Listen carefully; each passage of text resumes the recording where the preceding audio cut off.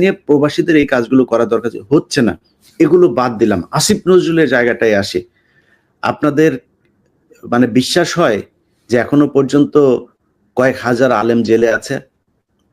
এটা বাংলাদেশের মানুষ কি বিশ্বাস করেন? এখনো পর্যন্ত আছে, এখনো পর্যন্ত, এই যখন কথা বলছি এই সময় পর্যন্ত।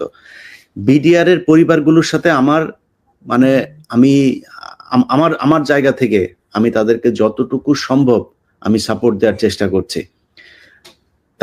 তাদের সাথে আমার কানেকশন আছে, তাদের সাথে আমার কথা হয়, এই মামলাগুলোর ব্যাপারে কি হচ্ছে, সামনে কি হতে যাচ্ছে, এগুলো নিয়ে সবসময় তারা আমাকে আপডেট জানায়। 5 তারিখের পরে ভাই 3টা শুনানি হয়েছে, জামিন শুনানি। বিস্ফোরক দ্রব্য মামলা, আপনার এই দুইটার মধ্যে আপনার এই মামলাটা আছে। আর অন্য মামলায় যেটা বিডিআর হত্যাকাণ্ড নিয়ে যে মামলা, সেই মামলায় কিন্তু তাদের কারো 5 বছর, কারো 10 বছর, এমন একজনও নাই যাদের আপনার সাজার মেয়াদ শেষ হয় নাই। মনে হয় 2-3 জন বা এরকম কয়েকজন আছে যাদের যাবজ্জীবন, এদেরও শেষ হওয়ার পথে। এখন তাদেরকে ছাড়া হচ্ছে না। 5 বছর মেয়াদ যার, সে কিন্তু 10 বছর ধরে ফাও জেল খাটছে।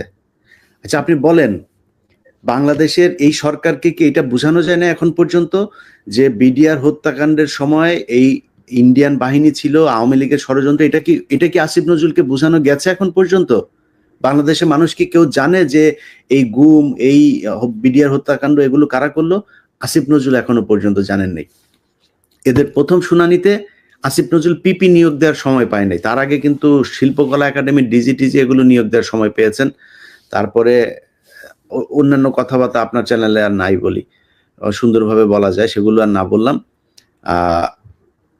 উনি পিপি নিয়োগ দিতে পারেন প্রথম শুনানিতে। আচ্ছা, পরের শুনানি হইল সম্ভবত এই মাসের 7 তারিখে বোধহয়, মানে নভেম্বরের 7 তারিখে।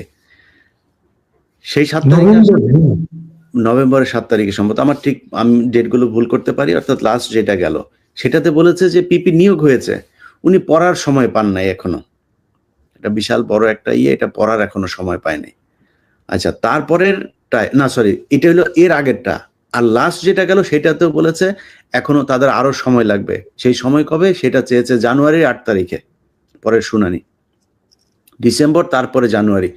তো আসিফ নজরুল, আপনার শাওনের সাথে বিছনার মধ্যে আপনার লুটুপুটু খেলার জন্য এই দেশটা স্বাধীন হয় নাই। আপনাকে বুঝতে হবে এই দেশে আলেমরা জীবন দিয়েছে, তাদের তাড়াতাড়ি ছাড়ানোর ব্যবস্থা করেন।